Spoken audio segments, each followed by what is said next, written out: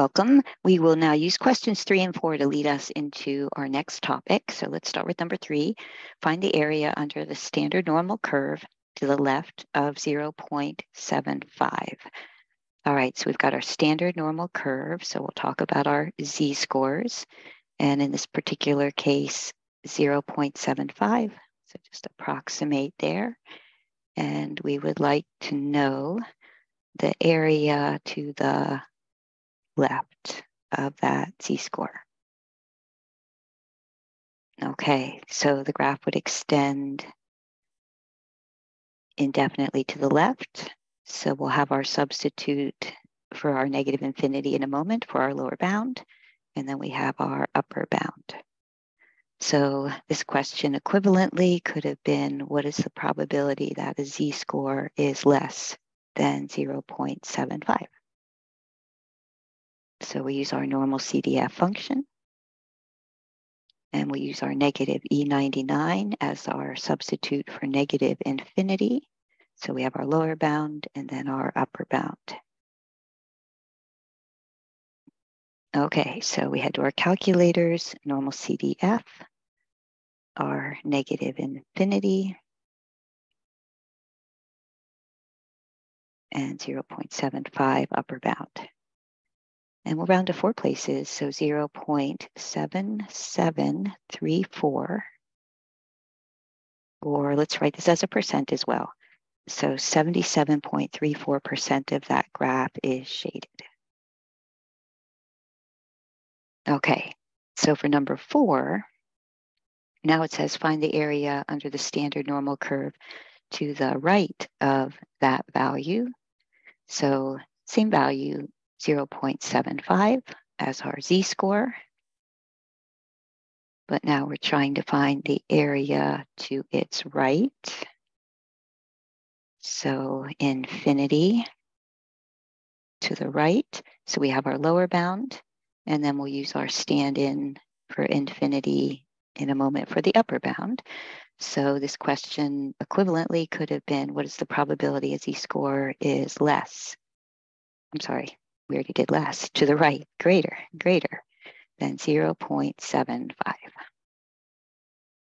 Okay, so normal CDF.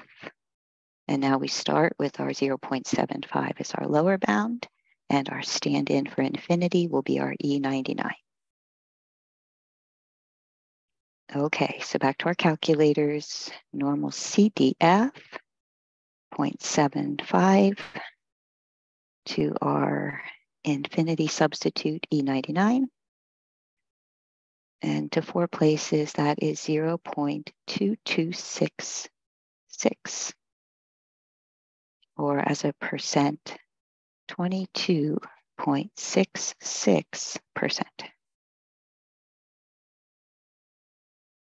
All right, so if I took the area to the left of 0.75 and added the area to the right of 0.75, those two areas together would equal 1.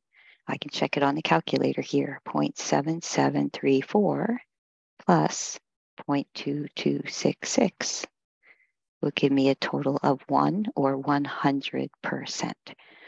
So every z-score separates the graph into the part to its left and the part to its right. So the part to its left, we frequently refer to it as the bottom. So on this picture, that would be the bottom, and I'll do percent. That would be the bottom 77.34% of z-scores. So when we talk about the area to the left of a value, we refer to it as the bottom. And then on this picture, the area to the right, we refer to as the top. So this would be the top 22, sorry, my pen's being glitchy, top 22.66%. So that would be the area to the right of that z-score. All right, so what we're going to do next is learn to sort of do this process in reverse, meaning what if we knew an area and the unknown quantity was the z-score. So our new function will be called inverse norm versus normal CDF. So inverse norm, we are seeking this value. So basically, because there's an area to the left of it and to the right of it, we have to know that on our calculators, inverse norm will be working with the area left of that z-score that we're trying to find. So let me just show you an entry here to get that value 0.75.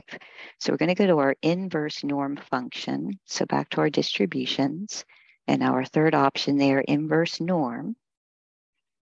So to find this value, we'll have to tell the calculator the area to the left of it. So we're going to enter in decimal form there, 0.7734. And then to 2 decimal places, that's how we get the 0.75. Okay, so let's step through this. So as we are looking for missing z-scores, so how do you find an unknown z-score? The answer is if you do know the area to the left of it, you can use inverse norm to find it. So the input to inverse norm will be the area to the left of the z-score.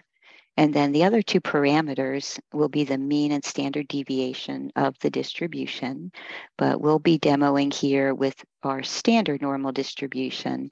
So as with normal CDF, standard normal is the default. And I will sort of repeat that down here as we go through an example. Okay, and then the question is, but what if you don't know the area to the left of the z-score? Well, then you're going to have to find it.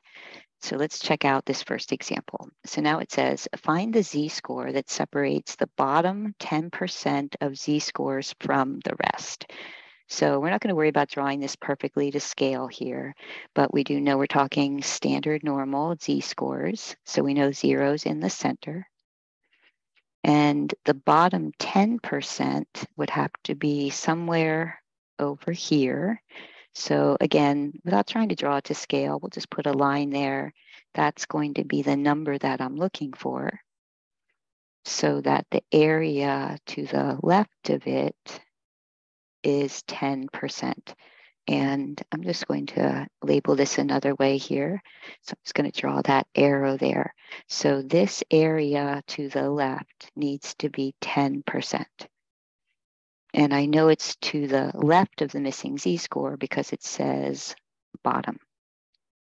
Okay, so the area to the left needs to be 10%. So we'll write that in decimal, 0.10. So if you would like to find a z-score, you can find it using the inverse norm function. I'm going to abbreviate it inverse n for inverse norm. And we would tell the calculator the area left of the z-score we're trying to find. So we know that is 0.10. And then the mean for standard normal is 0, and the standard deviation is 1. So always good to remember the mu is 0 and sigma is 1. But again, on the calculators, standard normal is the default.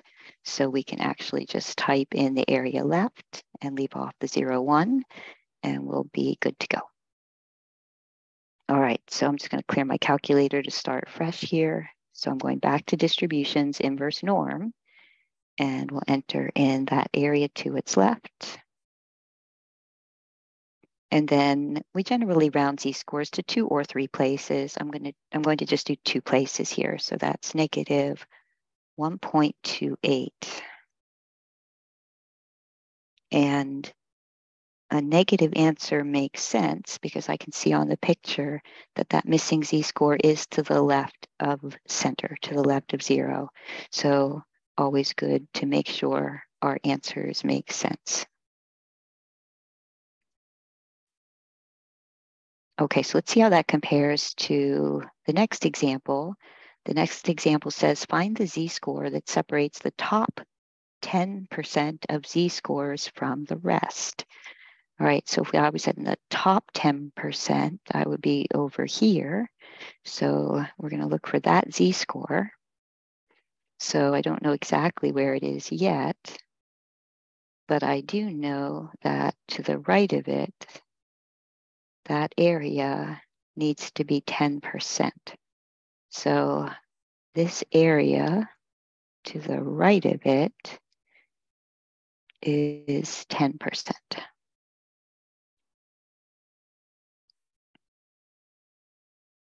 Okay, so if it says top 10% versus bottom, top tells you the area to the right of the z-score.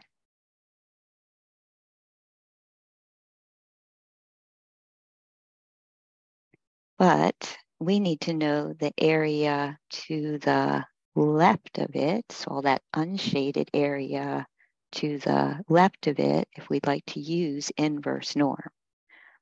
So I'm just going to work in percents for a moment. So if 10% of the graph is to the right of the question mark, then to get to 100%, that means the other 90% of the graph would have to be to its left.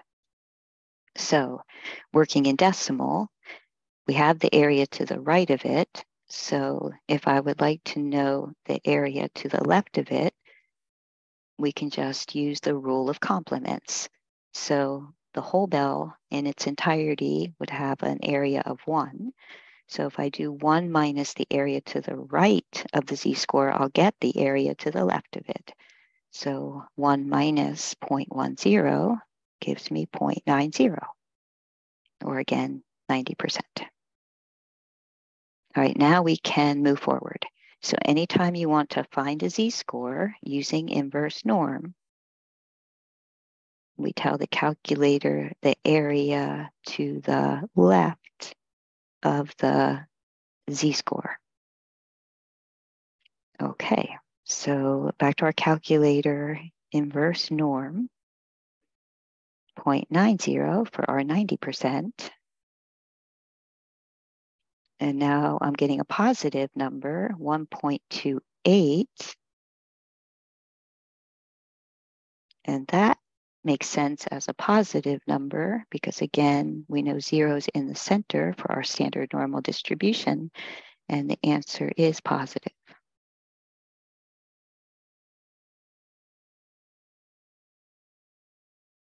Okay, so in this particular picture then, it's really important that you know your inverse norming. So I kind of use it as a verb, inverse norming the area to the left.